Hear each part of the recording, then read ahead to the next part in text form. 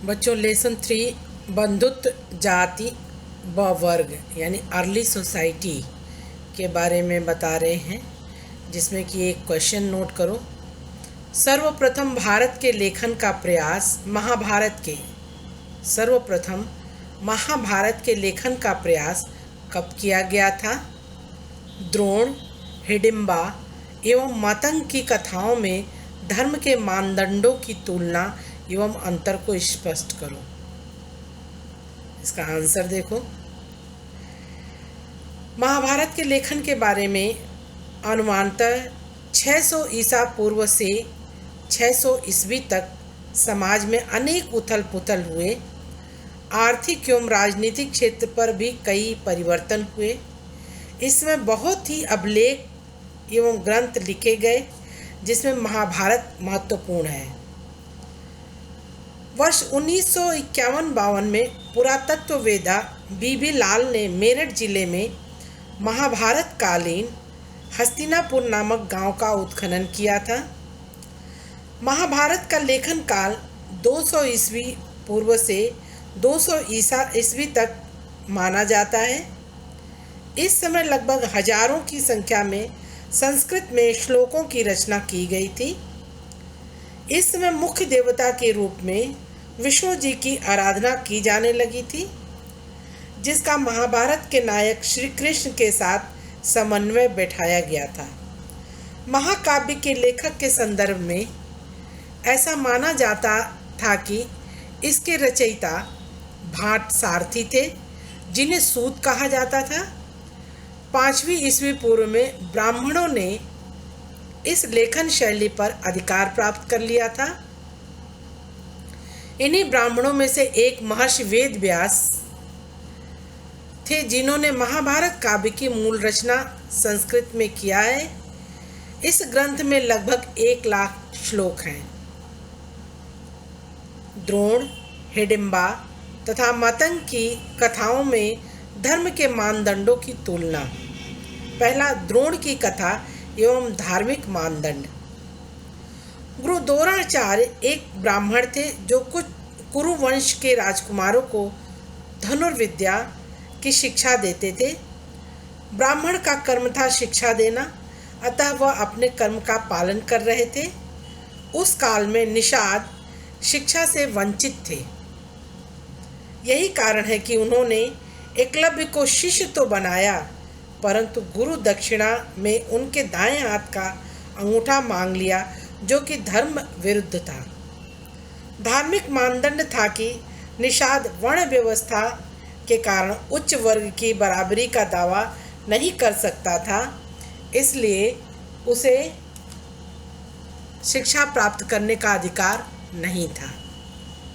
दूसरा, हिडिंबा की कथा एवं उसका धार्मिक मानदंड। हिडिंबा एक राक्षस पुत्री थी। उसके भाई ने उसे पांडवों को पकड़कर लाने की आज्ञा दी, जिससे कि वह उनका भोजन कर सके। हिडिंबा ने भीम से विवाह कर लिया। भीम एक क्षत्रिय था। क्षत्रिय का निम्न जात में विवाह धार्मिक मानदंडों के विपरीत था। मातंग की कथा एवं उसका धार्मिक मापदंड। मातंग बोधिसत्व चांडाल के रूप में जन्म लिया था। ध्यान रखो, मातंग बोधिसत्व चांडाल के रूप में जन्म लिया था। उसका विवाह एक व्यापारी की पुत्री दिक्ष से हुआ था, जिससे एक पुत्र मांडव्य का जन्म हुआ था। कालांतर में मांडव एक ओजस्वी एवं तीनों वेदों का ज्ञाता बना। एक बार मातंग भिक्षु के रूप में अपने पुत्र के पास भिक्षा मांगने गया। मांडव्य ने भिक्षा नहीं दिया तथा उसका तिरस्कार भी किया। धार्मिक मानदंडों के अनुसार निम्न जाति का होने के उपरांत भी धार्मिक ज्ञाता या भिक्षु होने पर भी सामाजिक तिरस्कार प्राप्त होता था।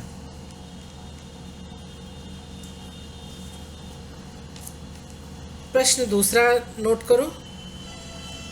महाभारत कालीन समाज में किस प्रकार व्यवस्था थी? ध्यान से सुनो। महाभारत कालीन समाज में किस प्रकार की व्यवस्था थी तथा आरंभिक समाज में स्त्री पुरुष के संबंधों की विषमताएं कितनी महत्वपूर्ण रही होंगी, कारण सहित उत्तर दो। ध्यान से सुनो। महाभारत कालीन समाज में विभिन्न वर्णों की स्थिति निम्न प्रकार से थी।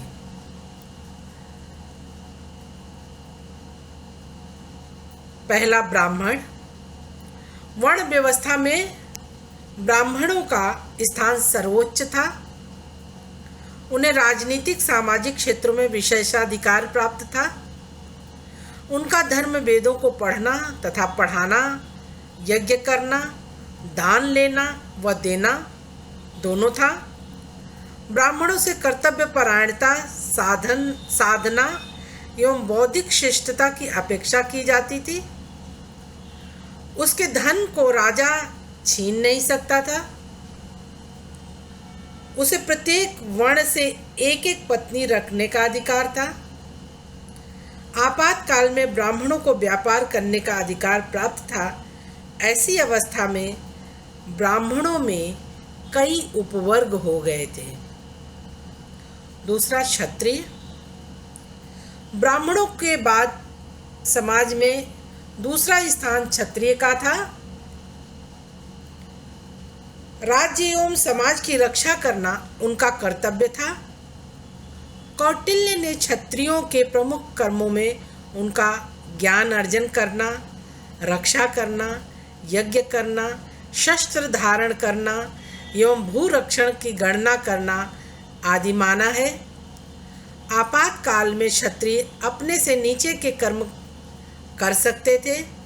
व्यापार में उनके लिए रस, तिल, पशु, पत्थर का क्रय विक्रय करना वर्जित था। तीसरा, वैश्य। क्षत्रिय के बाद वैश्य को समाज में तीसरा स्थान प्राप्त था। उन्हें व्यापार, कृषि, पशुपालन तथा दान देने का अधिकार प्राप्त था। राजतंत्र का अधिकांश कर वैश्य द्वारा ही पूरा किया जाता था। उनके उत्पाद पर राजा का पूर्ण अधिकार था। साथ ही साथ उन्हें वेदों के अध्ययन का भी अधिकार प्राप्त था। चौथा, शूद्र। यह समाज का वह वर्ग था जो सबसे निचले स्तर पर था। शूद्रहीन माने जाते थे। उनकी स्थिति पशुओं से भी बदतर थी। समाज के सेवा का दायित्व इनके ऊपर ही था। महाकाव्य काल में इनकी स्थिति में थोड़ा सुधार हुआ। मनु ने इनको आपातकाल में काष्ठ शिल्प, धातु शिल्प, चित्रकला आदि अपनाने की सलाह दी। मनुस्मृति में कहा गया है कि शूद्र से ही शिक्षा ग्रहण करनी चाहिए। आरंभिक समाज में स्त्री पुरुष में विषमताएं विद्यमान थी। ये विषमता सामाजिक प्रतिष्ठा एवं संपत्ति संबंधी अधिकार दोनों रूप में देखी जा सकती थी। आरंभिक समाज में स्त्री पुरुष की विशेषताएं निम्नवत थीं।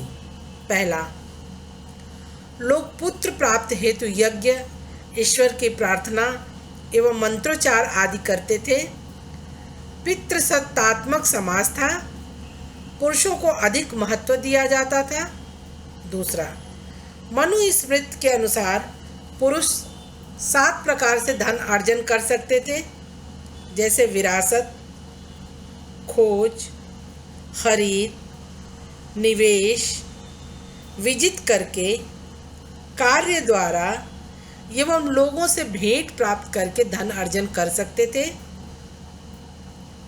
तीसरा, स्त्रियां 6 प्रकार से धन अर्जित कर सकती थी, जैसे विवाह के समय प्राप्त भेंट, भाई, माता, पिता द्वारा प्राप्त उपहार एवं विवाह के पश्चात मिले उपहार इसमें शामिल हैं। स्त्रियों को विवाह के पश्चात पिता का गोत्र त्याग कर अपने पति का गोत्र अपनाना पड़ता था। 5वां, प्राचीन समाज में स्त्रियों के अस्तित्व व सम्मान का ध्यान नहीं रखा जाता था। जैसे युधिष्ठिर अपनी पत्नी द्रौपदी को दांव पर लगा देते हैं, पुरुष अपनी पत्नी को एक संपत्ति समझता था। 6, स्त्रियों को पैतृक संपत्ति में भागीदारी नहीं दी जाती थी। स्त्रियों का स्त्री धन विवाह के समय प्राप्त उपहार ही थे। स्त्री धन पर पति का अधिकार नहीं था, परंतु उसकी संतान उसे प्राप्त कर सकती थी। मनुस्मृति के अनुसार स्त्रियां अपने पति के अनुमति के बिना पारिवारिक संपत्ति अथवा अपने बहुमूल्य धन का संचय नहीं कर सकती थी। 7वां, उच्च वर्ग की महिलाएं सत्ता एवं संसाधनों पर अपना नियंत्रण रखती थी। जैसे वाकाटक की महारानी प्रभावती गुप्त। निष्कर्ष के रूप में कहा जा सकता है कि पुरुष तथा स्त्री के बीच सामाजिक प्रतिष्ठा की भिन्नता संसाधनों पर उनके नियंत्रण की भिन्नता के आधार पर थी। अब एक प्रश्न और नोट करो। स्मृति ग्रंथों में विवाह कितने प्रकार से वर्णित किया गया है? स्मृति ग्रंथों में विवाह कितने प्रकार से वर्णित किया गया है? आंसर ध्यान से सुनो। विवाह एक धार्मिक संस्कार होता था। याज्ञवल्क्य के अनुसार ब्राह्मण, क्षत्रिय, वैश्य और शूद्र कोई भी हो, यदि विवाहित नहीं है तो कर्म के योग्य नहीं माना जाता था। स्मृति ग्रंथों में 8 प्रकार के विवाह का वर्णन है। पहला, ब्रह्म विवाह। यह विवाह सर्वोत्तम माना गया है।